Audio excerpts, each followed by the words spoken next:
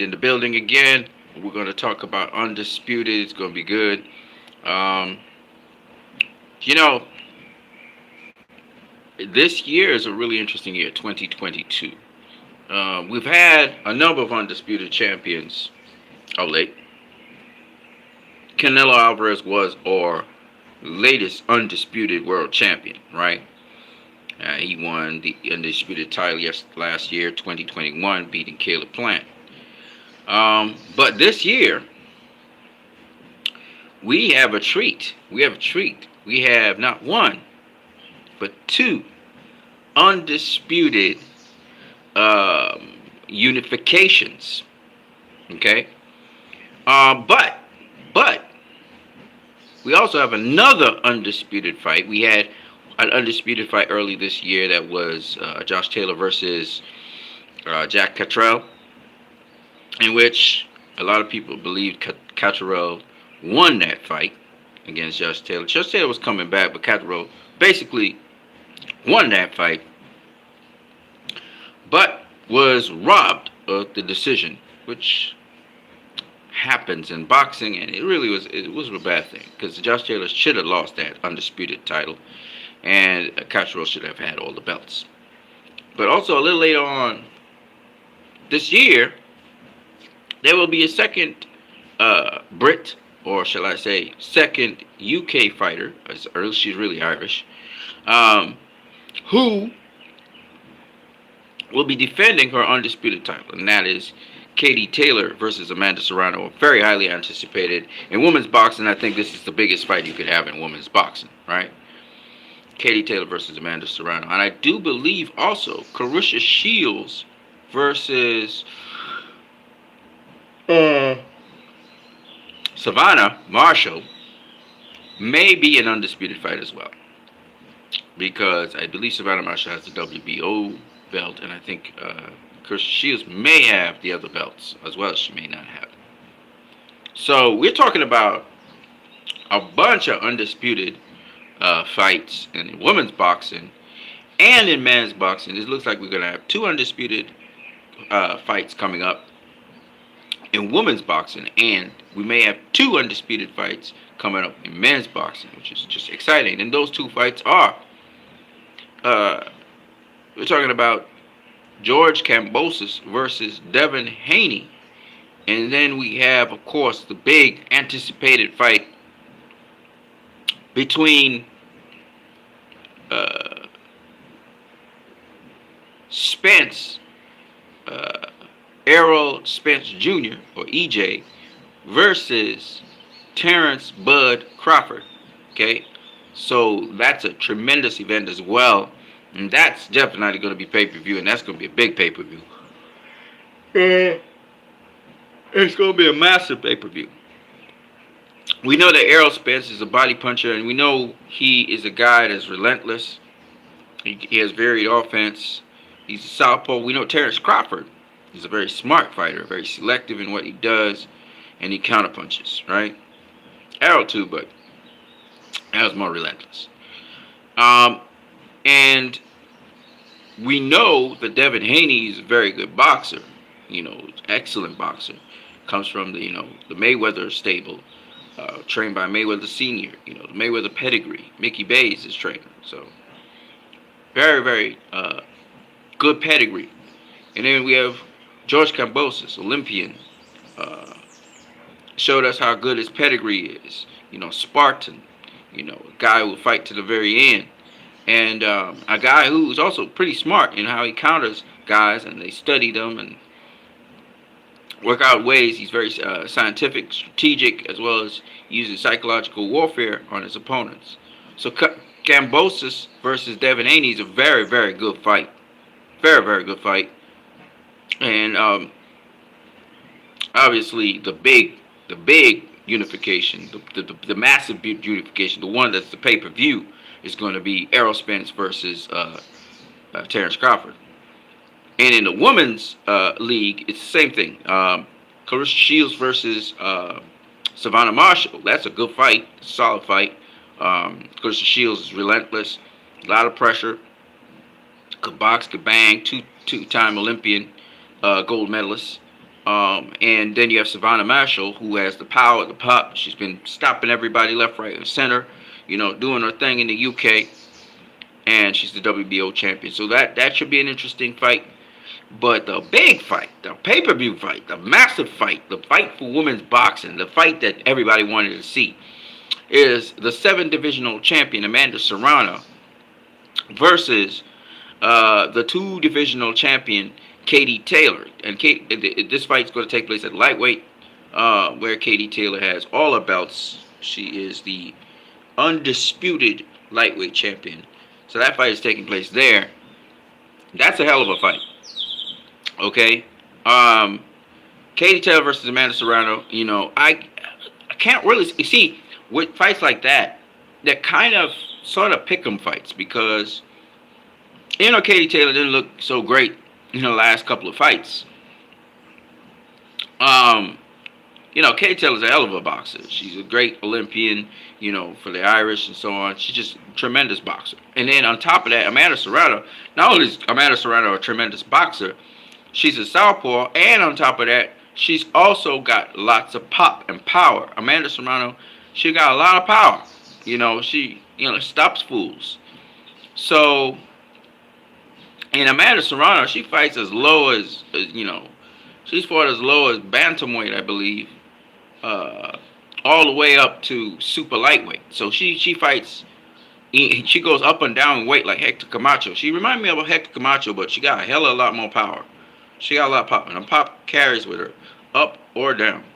And she's really good at losing weight or gaining weight and doing her thing. So, Amanda Serrano's never been she's been a unified champion, but she's never been a undisputed champion. So that would be interesting.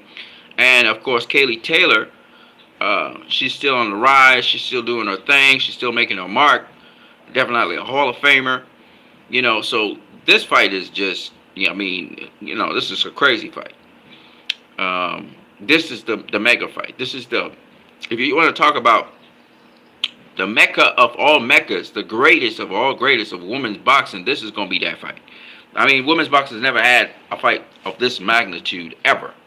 So, this is a great fight. And, I lean towards Amanda Serrano. I lean towards her winning this fight with all her experience and so on. Katytel probably has a lot of great attributes, but I think Amanda Serrano will take this one. But nonetheless, I gotta say, man, that hell of a fighter, and two really great fighters, and that's how I feel about that. Now, when it comes to Terrence Crawford versus Aerospace, I don't know who will win. I honestly don't know who will win. People are talking about Aerospace's eye, and Ugas might target his eye, and then in the end, whose eye got damaged? You know what I'm saying? Who got their eye damaged? You know what I'm saying? The guy who got his eye damaged was Dennis Ugas. He's actually fractured his eye orbital. Okay? Errol hit him with an uppercut in, I believe it was the 6th round, or going into the 7th. I think it was the 7th round. Caught him with, he threw a left hook and then he threw an uppercut up the center, and I think it fractured his eye. All right? And Errol has a history of fracturing guys' eyes, right? Everybody talking about Canelo fracturing an eye, but Errol actually fractured also Kell Brook's eye, and Kell Brook couldn't continue. Well, the difference between Kell Brook and Dennis Ugas, Ugas was just going on. Ugas was continuing. Ugas was continuing to fight, and Ugas even protested when the doctor, the ringside doctor, said, he can't go on. Ugas kept on going, and this is the difference between when you look at Dennis Ugas, mark of a true champion, classy dude. This dude was going to fight with that eye. He was going to fight with one eye if he had to, and still put shots together and do what he could do. And that's just the hallmark of a champion. Billy Joe Saunders, he caved in. A lot of fighters would cave in onto that. Not a Dennis Ugas, man. He kept his guard up as well, and he was, trying to protect the eye and just keep it going. And I really have mad respect for Dennis Ugas, a true champion. I hope he gets a shot at the title again in the future. I hope his eye gets repaired, comes back. But he's a true warrior. He's a true fighter, man. He through and through, classy act. But Errol got that pop, man. He got that pop to really wreck you. So it's interesting. Crawford versus Errol Spence, I can't really say because Errol got a stoppage, Crawford got a stoppage, Errol in shape, Crawford in shape. You know what I'm saying? Errol ain't really drinking and smoking and all of that kind of stuff. And if he stays dedicated like that, he's gonna be a force to reckon with. Crawford is just a force to reckon with. Period. People say, um, Crawford. I listened to Derek James, who's Errol's trainer, talking about how uh, Crawford, Sean Porter. It was a power struggle between him and his father, and that's why he didn't continue. And he knew he had to cave in. He hasn't talked to his father since that fight, or whatever. Listen, I think Sean has been talking to his father. I don't think that's a problem. I think that Sean did want to actually continue, though. He wanted to continue, but it seems as though he and his father made an agreement that if he got dropped twice, that would be it. And that's why he hit the canvas so hard, because he was so angry. But I think that Sean would have made the distance with Crawford. I think that would have happened. I think some people think that his father pulled him out too soon. It's just a what if, and Sean probably still beating his head, saying, "Man, if I just, But to Crawford's credit, Errol put down Sean once. Crawford put down Sean twice. Okay, and Sean was slowing down a bit, but I think, and Crawford wasn't really affected that badly by what Sean was doing. So Sean wasn't as very effective, and he wasn't as effective as he was against Errol. So it is what it is. That don't mean nothing though. Just because Crawford stopped Sean and Errol didn't stop Sean, don't mean anything. That has nothing. Styles make fights, And Errol just stopped Ugas. Ugas is a guy that beat Crawford in the amateurs. Ugas would have been a good fight for Crawford too. So it's it's interesting watching this because and the thing, Ugas got some really good shots in on Errol. You saw him knock out Errol's mouthpiece, right? You saw him rip some really nasty body shots to Errol. Errol kept coming, but he did make Errol buckle and pause. And you say to yourself, well, Crawford could do that, right? But Crawford's not as busy a fighter, just like Ugas. And we saw Errol teeing off his shots on Ugas. He ain't gonna do it all night long on Crawford. If Crawford realizes he's getting beat on the inside, he's gonna use his length. He's got a lot of length, 74-inch reach, and he's gonna space out and he's gonna move around the ring and make Errol come to him. But Errol's also a very tactical boxer. The thing with Errol is Errol he don't extend beyond his lead foot. So he stays in balance all the time. Errol's a very imbalanced fighter. So, and he can shift. He can do a lot of things, right? You haven't seen anything yet. Errol just being workman like breaking down guys, but he can do a lot more than that. As we all know, against Mikey Garcia, saw in boxing, do a whole bunch of stuff, all right?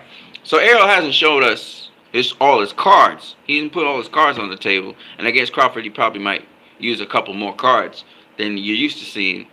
But the thing about it is, Errol's style was effective against Ugas. Ugas a counterpuncher, just like Crawford's a counterpuncher. And Errol broke him down, right? He broke his eye socket. You know what I'm saying? So Errol's not no dude to just play around with. And that's why I said when I look at these two fighters and how they've been performing of late, they in peak condition. Like people talking about, Crawford can't wait too long. He's gonna be out of his prime. This dude always working every day. Right now, Crawford's training or working or whatever he's doing. So ultimately, in the end, where you guys are saying about 34 years of age, he might be out of his. No. He's still in his peak condition. He's still peak performance physically. And he ain't take no big set of punishment. So even if he is out of his prime, it doesn't really matter. Because he's a smart fighter. Something that Bernard Hopkins said. Hold on a second. Something that Bernard Hopkins said that I wanted to basically get to you guys. Don't forget to smash the like button if you like it. Also, if you want to donate to my channel, don't forget you can donate to it via Western Union or MoneyGram. Via my PayPal. My PayPal is. I guess I'll have to type that PayPal in after. So if you guys hang around, maybe. But one of the things that Bernard Hopkins said, which was so true, he's talking about himself. He's talking about Floyd way back in the day when they were talking about Floyd versus Manny Pacquiao. I think Manny Pacquiao just got knocked out by Juan Manuel Marquez. And Bernard Hopkins said something that was really true. He said, what makes him and Floyd so durable and why they can last so long in the sport of boxing is because they got defense. I keep on telling you guys this over and over again. I said, nobody's ever going to knock out Canelo. I told you guys that. And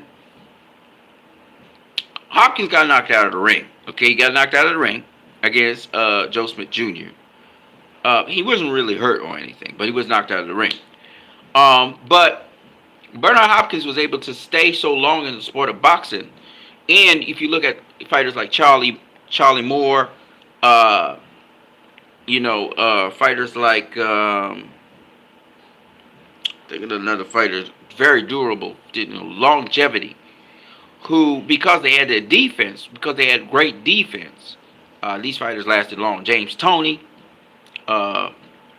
great defense, you know what I'm saying? Let me think of another fighter. Mike McCallum, perfect example. So you have Mike McCallum, Archie Moore, Floyd Mayweather, Bernard Hopkins, okay? These dudes last long in the sport of boxing because of defense. They got their defense. Keep your chin tucked. You can't get knocked out if you got your chin tucked. I mean, it could hit you on the temple or on the top of the head. But then if you got the earmuffs on or you're protecting the chin like this, you can come and block the shots right here. So defense is very important. And Bernard Hopkins was saying, if you want to last long in the sport of boxing, you got to have that defense, okay? So I never was worried about Canelo because I know Canelo got that defense. Now, Aerospace gets popped on occasion.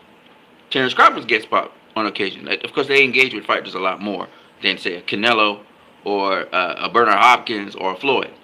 Bernard Hopkins, Floyd, Canelo play a different kind of chess, okay? They pot shot you, okay? Pot shot you, open you up, put pressure on you. They're not necessarily throwing a lot of punches, especially Canelo of late. It doesn't throw a lot of punches. Now, Aero throws a lot of punches, which means if you throw a lot of punches, you can get countered, depending on what angle you're coming in at your opponent with. Derek James was saying to Aero, for example, he was saying to Aero, hey, man, don't come straight in on him. Don't stand directly in front of him. You pop, use the jab, and pivot away.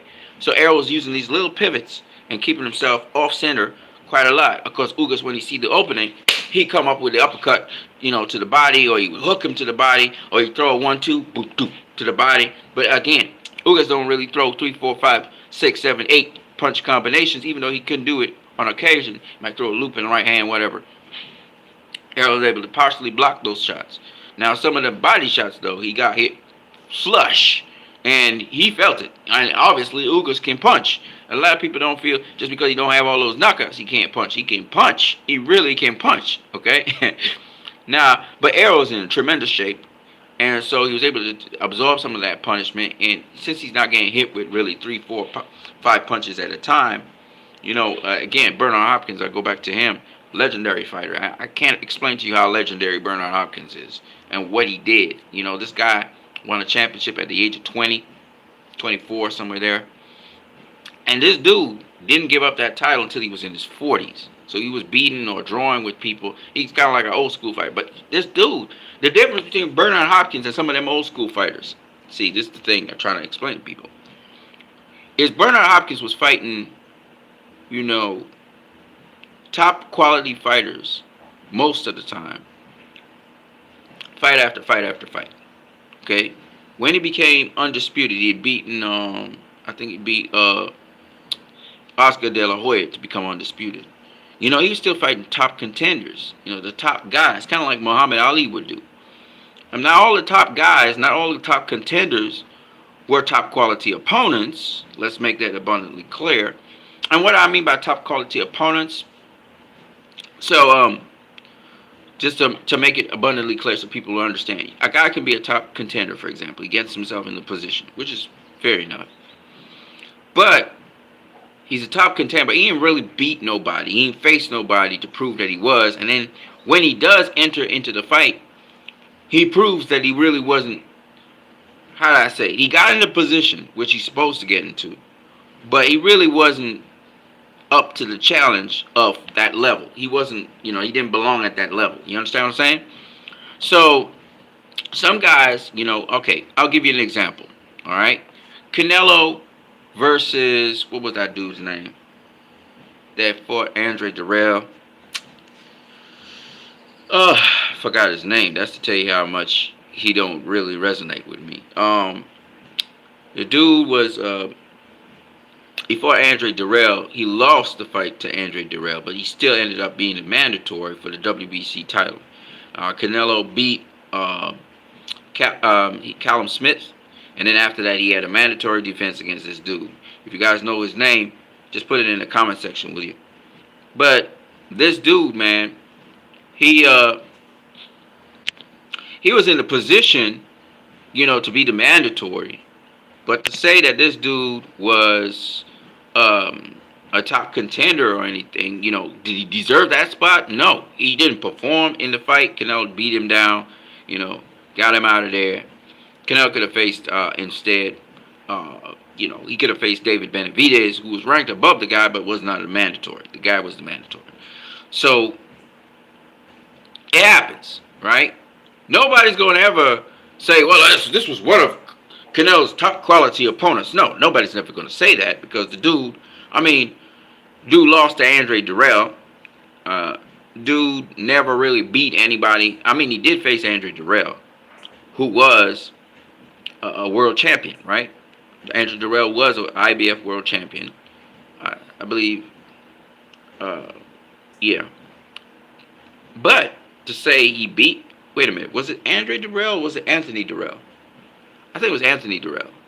Yeah, he faced Anthony Dirrell, not Andre Dirrell. Sorry, my bad. Now, Andre Dirrell was a champion, and Anthony Dirrell was a champion, the Dirrell brothers. But I do believe he gave Anthony Dirrell a pretty good fight. Let's be real. But that's it. That's the only guy he had on the resume. And he lost that fight to Anthony Dirrell, in my opinion. And came and he just had a poor fight against Canelo. Canelo just dominated him, get him out of there.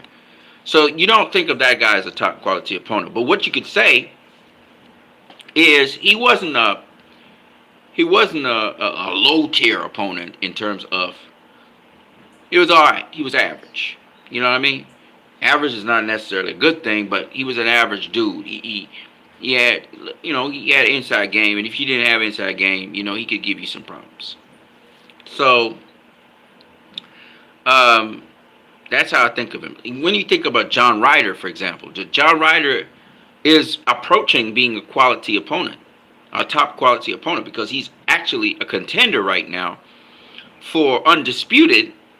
Canelo's Undisputed at 168. John Ryder arguably beat Callum Smith. And then on top of that, he also beat Danny Jacobs. And he did beat Danny Jacobs. He definitely, Danny Jacobs was handling him, but then Danny Jacobs would just go switch to southpaw for whatever reason he wanted to, and he would get beat because the dude was a southpaw. John Ryder's a southpaw. John Ryder's a good fighter.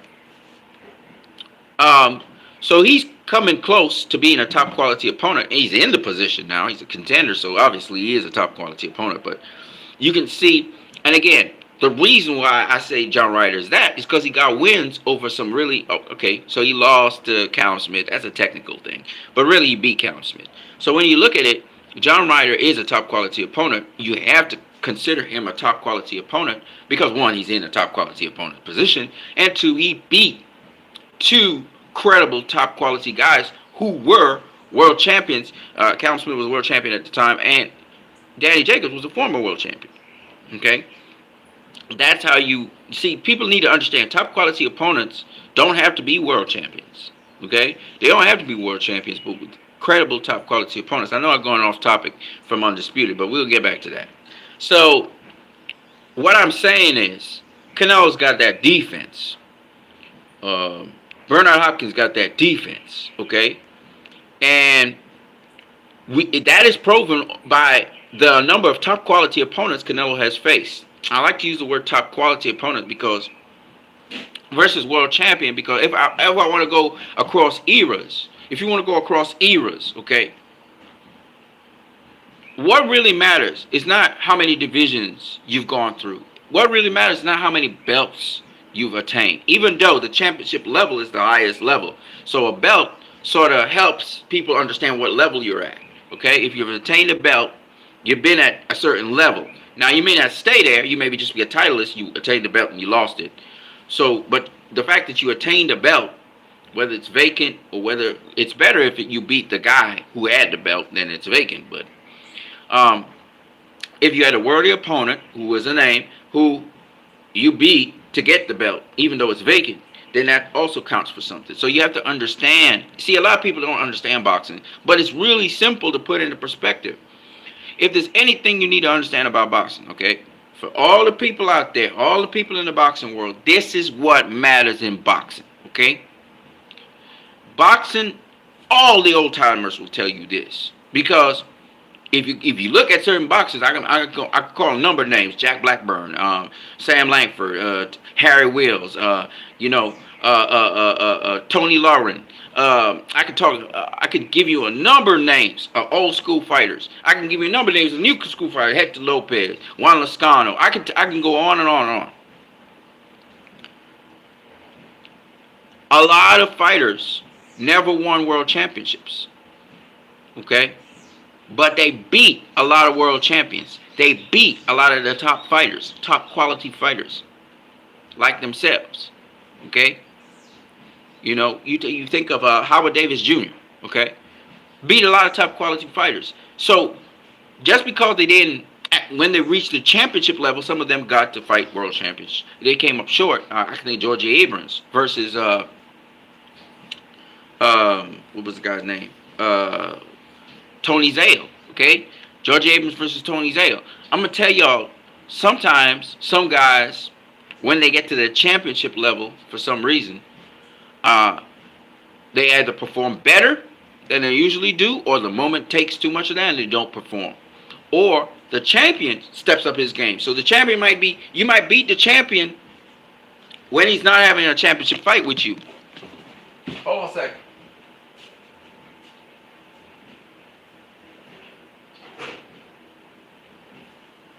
See, everything is determined on everything's determined on situation. So a fighter may show up on a night because the stakes are higher.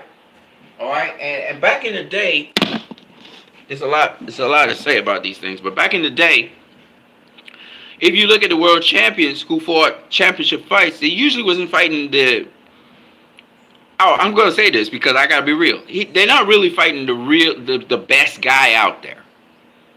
Sometimes the championship fights, like, okay, I'm going to give you an example of one. Sugar Ray Robinson versus Chuck Taylor. Chuck Taylor wasn't the best possible welterweight that Sugar Ray Robinson could face. But just like that dude, who I can't remember his name, who was the mandatory for Canelo, he found himself in that position. All right? He was winning some fights. He was losing some fights. This dude, he lost fights, but he was just in a position to get the mandatory position. Sometimes it's because of your performance in a loss, even though you got knocked out clean. You the fight before you get the world championship fight. Sometimes it's who you faced. You faced somebody that everybody else didn't face, and you lost, but that name helped you to get that championship fight. I think of Andrew Galata. And I think he lost to Riddick Bowe or somebody, and then he got a championship fight right after. He lost, but because he fought Riddick Bowe and the other guys, their fights, they didn't fight somebody of that caliber, he got the championship fight over those guys. I mean, and then there's boxing politics, and then there's guys who want to duck and dodge, and all kinds of things are going on. But the point at the end of the day, some dudes who really don't, they deserve it because they work themselves into that position. But they ain't the best possible person. Sometimes they get the championship fight. All right? Hold on a second. I'm coming back. I got to eat something.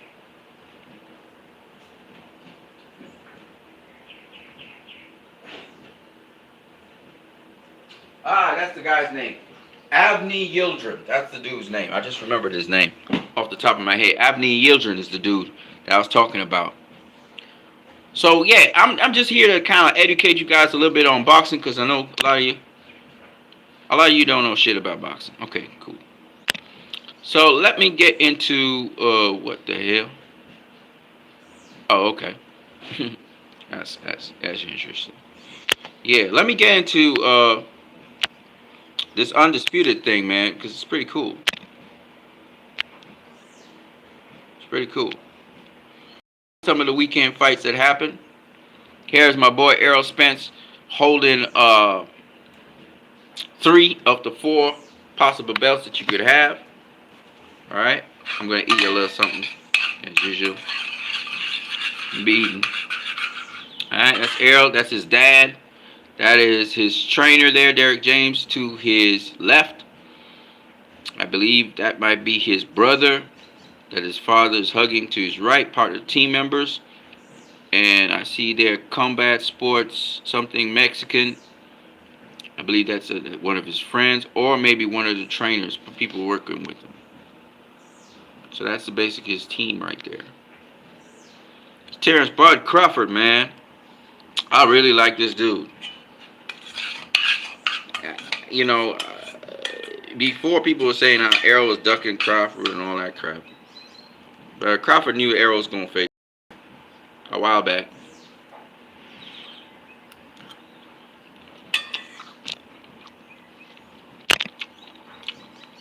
Crawford's the goods, man.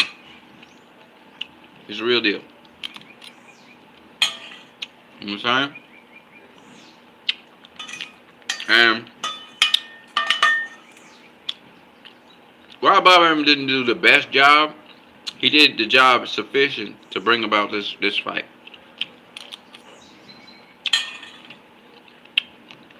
Bud's a different breed. And we're going to see him against Errol. It's going to be a great fight. It's going to be a great fight.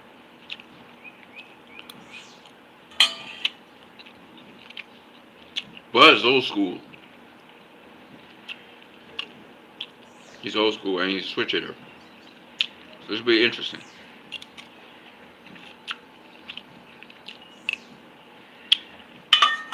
This is going to be a big fight.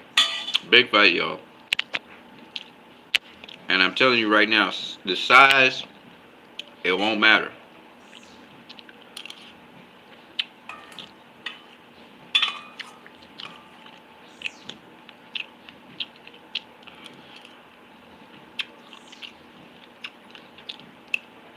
And Bud always ready.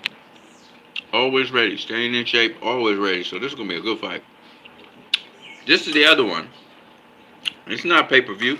It's actually happening in Australia. Devin going to be in hostile territory. But, I like it.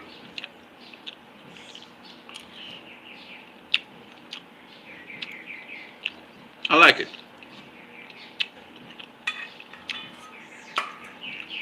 Devin and his dad, good people.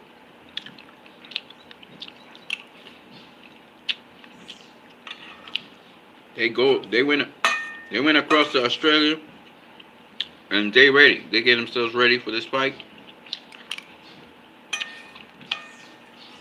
And we'll see who comes out the victor. I would assume, I don't know,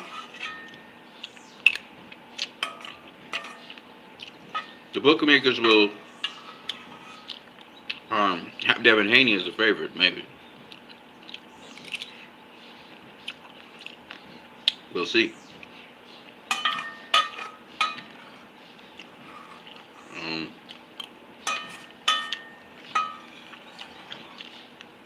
Cambosis is looking real sharp these days.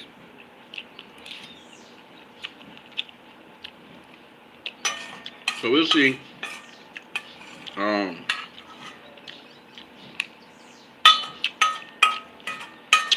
What the Spartan can do against Haney. They two very good fighters. Undefeated. Young. In their primes. Good fight.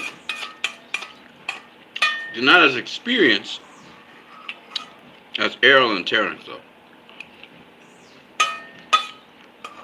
But I love that they want there to be one, you know, like the Highlander, there can only be one. And I like that Cambosis didn't pick some easy work here. He's picking a tough ass opponent to defend his title against. Now it's going to notch him up as a top quality opponent, even if he loses. You know, because it's who you face and who you beat.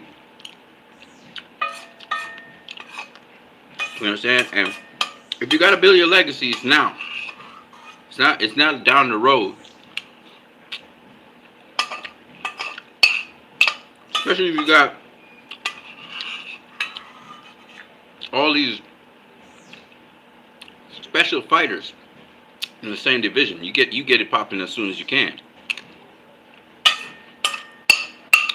But Floyd wanted to face Diego Cruz, Casimiro, absolutely afraid. He wanted to face all the best in his division, you know.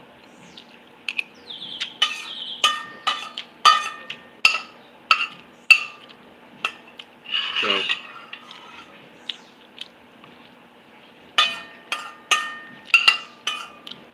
I'm glad that George Cambosis is getting a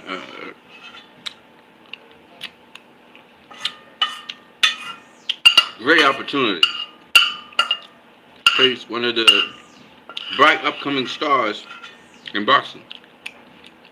Of course, if he beats him, even better. You know what I mean? Even better.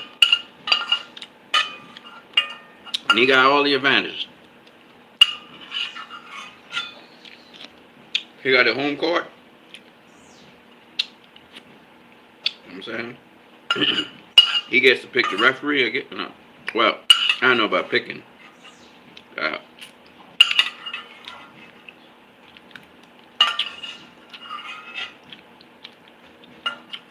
don't know who they'll agree on to referee the fight. Haney don't care.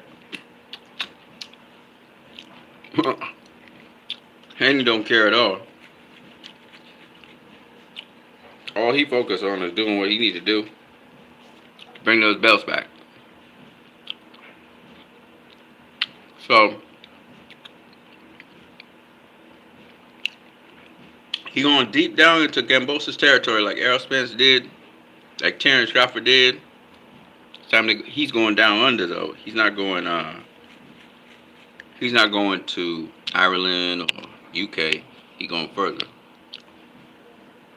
And shout out to Devin Haney on that. That's a lot of balls. And I love it. So we'll see. You know, you'll need to dominate Cambosis. You'll need to neutralize him and dominate him. That's what you need to have a really great performance. So we'll see if he can do that. You know, Terrence did that with Ricky Burns. Aerospace did it with Kell Brook. He stopped Kell Brook actually. So can Devin Haney do it with George Cambosis? That's the question, man. Can't leave it up in the air. Cambosis is going to win if you leave it up in the air. So we'll see how that fight will pan out. But that's a really good fight. It's a really good fight. These two guys, young, strong champions. While I favor Haney, Cambosis got all the cards right now. He got all the cards. So, you know, I'm not counting Cambosis out of this fight at all. Let me hear you guys' predictions on Haney versus Cambosis. You know, Cambosis is a good fighter, man. He's a good fighter. But can Haney separate himself from Cambosis? Can he show that he's levels above Cambosis? See, as I'm talking about this, you know, there's levels in boxing. And I love talking about these things because back in the day, there were levels in boxing, but not demarcated levels. What I mean by that is, boxing didn't tier you and make fights based on your tier. Okay, this only started to happen, I believe it's happened somewhere in the 60s. It started to get stratified. And that's why I try to explain to people, the sport's changed. significantly from what it used to be. Back in the day, first of all, the sport started off, there was no weight classes. Dudes just used to fight dudes, okay? And that's okay when you're not specializing in punching like how guys do today, and you're not using performance enhancing drugs that are illegal, or performance enhancing substances, period. You know, you're fine tuning your body now, and like every little thing now affects your body. You look at Aerospace with the dietitian, how that made a tremendous difference in his performance, right? So the guys now, this specialized, like my mentor Barry Robinson would say, small things, all things. So, you know, now it's like so, and boxing's always been very particular, but even now it's even more particular about if you're doing a 12 rounder, if you're doing an 8 rounder, if you're doing a 6 rounder, if you're doing a 10 rounder, if you're doing a 15 rounder, what's the specific requirements the athlete needs to perform at his optimum, to not be fatigued, not be tired. Like who you looking at, Aerospace versus Dennis Ugas, neither guy was getting tired. Neither guy. These guys went 10 rounds. The only reason Dennis Ugas was in problems from rounds 8 onwards was because he couldn't see out his eye properly. Right? But them guys was going at it for 10 straight rounds. Nobody was tired. And that's because, again, the conditioning, the physics. Now, back in the day, dudes need a break. They need to catch a second wind. That's what they used to call it. You catch a second wind somewhere around the 8th round or the middle rounds. Dudes not catching no second wind no more. Right? They like machines. They just keep going. And you saw our arrows just going and going and going. You know, he get hit with a hard shot, and he still kept going. And, you know, that's something that people just don't understand. They don't understand how dangerous it is in there. How these guys punch abnormally hard now, because you're watching them and they seem to be taking each other's shots. But, bro, ain't no throwback fighter taking them kind of shots. They're going to get punched drunk and wobbly, and they get them out of there. Because it's just different today. It's different today. Not only are these guys bigger today, or coming down from much bigger weights today, but they're way stronger, man. Way stronger than guys. And then they're very, very, if you look at how they throw their punches and everything, they're very precise in how they do their things. Back in the day, guys were more rubbery. Terrence Crawford reminds me of throwback fighters in some ways because he's not always very precise with his punches. He's more plastic. I would say that some throwback fighters, outstanding ones, were more plastic because they more fought, and so as a result, they weren't as precise with how they would throw a punch. And the difference, there's all plus and minuses to these things, right? The plus side of that is you're getting a lot more experience actually doing the sport. The minus side of it is that while you are getting more experience, you turn over your punches much better and everything, you're not as precise. You're not as surgical as you need to be. And defensively and offensively. So by rehearsing certain things, you're more surgical. Now, if everybody else is rehearsing things too, like you, then that even makes it harder. So it's like the science has become more of a science today. And that's something that I think a lot of people don't understand and appreciate. And they've simplified certain things. Like, how do I explain this to people? Some people say, well, this boxer's not moving his head, this modern boxer. He is moving his head, but he's moving it very deftly. Meaning he's moving it very slightly to one side or to the other because his head is already off center line. So he doesn't have to move it excessively. Whereas if you watched some of the throwback fighters back in the day, they'd be moving all here, swiveling. That's just very excessive movement. It's unnecessary. You know, it's unnecessary. You're wasting energy doing that. And so boxers, I think today, especially the elite ones, are very efficient. They're very efficient. Very workmanlike, you know. Hold on a second.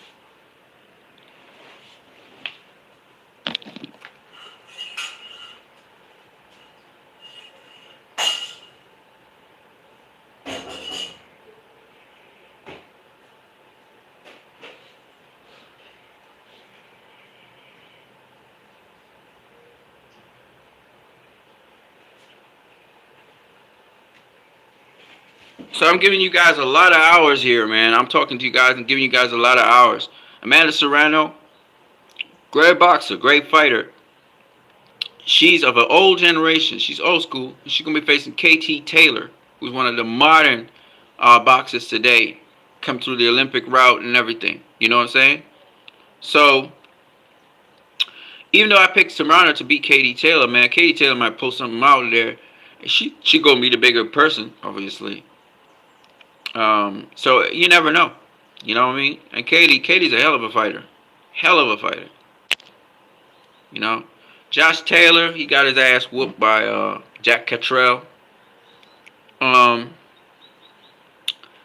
What I say about Josh Taylor is a good southpaw. He's gritty. He can fight on the inside, can fight on the outside. He's a gritty fighter. You know, he's undisputed. He defended his undisputed title, whether I like it or not. The judges gave him the decision. I don't know, man. We're gonna have to see what he can bring to the table when he goes up to welterweight. I think he's gonna go up to welterweight the next fight. The welterweight division is packed. You see what kind of caliber of fighters are up there. How he will fare with them, we will have to wait and see. But one thing you can't take from him, he was undisputed at 140. That's a fact. He was undisputed at 140. Canelo was undisputed at 168. Terrence Crawford was undisputed at 140. We're gonna talk about that too. Alexander Usyk was undisputed at 190, or is it 200 now? I don't even know what they have their weight classes, because this Bridgerweight thing to me is a waste of time, but it is what it is. So yeah, these are some of the undisputed champions there, but mostly what I like is these are some of the undisputed fights. Now I know there is another fighter, I believe he's at super bantamweight, named Stephen Fulton. He wants to be undisputed as well. He has 2 of the 4 belts. The other guy who has the other 2 is a Asian fighter, I believe. I think he's from Philippines, maybe. So I think it's Michael is this guy's name. So that would be a nice fight for undisputed as well. I don't know if this will. I think he's looking forward to doing it this year. So I think he has a mandatory or something he has to get out of the way, and then he's going to face that fight. So we may have more than 3 undisputed fights by the end of this year. 3 unifications and 1 undisputed defense. In addition to the undisputed defense by Josh Taylor we had early on this year, that would be 5 of them. That would be 5 of them. That would be really impressive. And again, here's the thing that I find very interesting is that a lot of people talk about boxing is dying, boxing is dead. I'm like, man, slap yourself. There's so much hot new talent out here, first of all, and gifted fighters and special fighters. How can you say something so stupid, you know? And now they're facing each other. Terrence Crawford cleared out everything. You know, the biggest fight of 2022 is about to happen, which is going to be Spence versus Crawford. That's going to outweigh any heavyweight fight. That's the mega fight right there. Now, if the heavyweight fight was a unification like that, you know, maybe a Tyson Fury versus Alexander Usyk, well, that might have overshadowed the Crawford versus Spence because, you know, the heavyweight division. But ain't nothing in the heavyweight division right now that could outclass that. Crawford versus Spence is the biggest fight in all of boxing, period. And it's going to be a mega fight. 7-8 years in the making, I think. I'm going to have to check my dates to make sure. But that is a tremendous fight, and y'all are fortunate to see this mega event. And these both guys are in their prime. Both guys are southpaws, or at least one is a modified southpaw. The other one, he's a switch hitter. And so, I mean, out of all the fights I could talk about, the best fight out there for 2022 is about to happen in 2022. Guys, you can't have nothing better than that. Look at it, these 2 guys. Oh my God. I can't wait to see it happen. You know, I can't wait to see it happen. I know it's going to be a great fight. Errol's been in nothing less than exciting fights. And he's You know, he's becoming a big pay-per-view star. I would like to know what his pay-per-view was for Odanis Ugas. Um, Terrence Crawford, you know, is a hell of a fighter. He's you know, unfortunately for him, he wasn't promoted appropriately, but I mean, this is his hour to shine and shine greatly. So, like I said before, Crawford and Jerome Ennis are special fighters. Errol Spence, special fighter too, but I until he shows me stuff that unbelievable stuff. I mean, he can do some things. He can do some things. Don't get me wrong. And I'm not saying he won't beat Terrence. That's not what I'm saying either. But what I'm saying is that I still think of him as a guy who's fundamentally sound, works behind fundamentals, stays off center line, which is really good. But he does get hit, and he's tough, he's big, he's strong. That's cool. I mean, Terrence is the same thing. So, but Terrence is special, man. Terrence and Jerome Ennis, not only the fact that they can fight in either stance, that's cool too. That separates them from a lot of guys. But the other thing that makes them so special is the fact that they're thinking fighters. They're solving the riddle. They're smart fighters. And I'm not saying Errol's not a smart fighter, but Errol just comes off of the basics, the fundamentals. And don't get me wrong, he has great stance. He has great movement. He shifts. He fights off of angles. He doesn't come straight down the middle. He's got a lot of skill and a lot of ability. But a chess player, we're talking chess now. A chess player, is able to neutralize those things. Is able to take those things away and then come with their own game. So Errol's a hell of a fighter. I know he's playing chess in there as well, but he's more about activity and volume. And you can't. He's trying to break you down, trying to break your will. That's the kind of way he wants to just kind of bang it out. And Terrence is not going to let him just bang him out on him. Terrence is a guy who is a chess player, and he's going to play chess with Errol. And Errol's now going to have to play chess with Terrence. Because it's not going to go like that. He's not just going to go walk in on and Terrence and try and beat him down.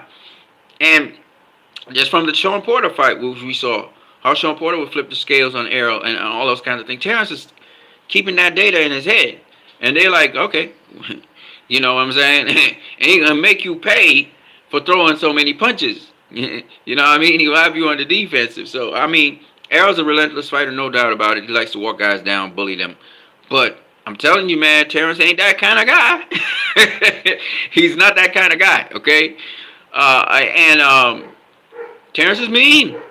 Terrence is a mean dude. So anyway, that's all I got to say about that. Now, I'm not saying that Terrence will win the fight. I'm not saying that at all. I'm just saying Errol's going to have to respect Terrence and really fast. He's not just going to go out there and just be throwing punches on Terrence. That's not going to happen. I don't think this fight is going to be a high punch output fight with Errol versus Terrence. I believe that Terrence is a finely tuned specimen, and he's going to make Errol think about coming in and doing anything with him. When Errol tastes that power, he's going to respect Terrence. Okay, and if he don't, he's going to get knocked out. Okay, because Terrence is not one of them guys you just play around with. And if Errol underestimates Terrence's power, just because he's coming up in weight, he's going to get knocked out. Like I said before, Terrence Crawford is not somebody you play with. Okay, so that's what I got to say about that. Now, I don't think Errol's going to do that. I think the game plan with Derrick James is going to be keep it long, stay on the end of the jab. When you see an outlet to engage on the inside, you're going to engage. It's going to be smart boxing. So I expect Errol to box Terrence smart. I expect some chess. Early. And they're trying to figure out how to get an advantage on each other, Two southpaws. So they don't really have much of an advantage over each other because southpaws have about the same experience fighting southpaws. So, yeah, used to fighting orthodox fighters, but it's different angles and everything when you're southpaw to southpaw. It's just like facing a southpaw, except not really. And I'm a southpaw myself, so Yeah, but this fight, man, this fight, is the fight uh, we want to see, and we're gonna get it. And breaking it down is gonna be it's gonna be interesting because I have to actually look at their individual styles, see what they do, their tendencies, etc., and then I'll be able to call it the proper way it should be called. But as of now, uh, this is a good fight, man. This is a good fight. Anyway, I will spend my hour with you guys. I'm gonna catch you guys later. I'm what you need. You have been watching my channel. Like, share, subscribe. You can also donate to my channel via my PayPal, which I'll put in the comment section below. I'm gonna catch you guys later. What you need is out. Peace. Hold on a second. Here we go.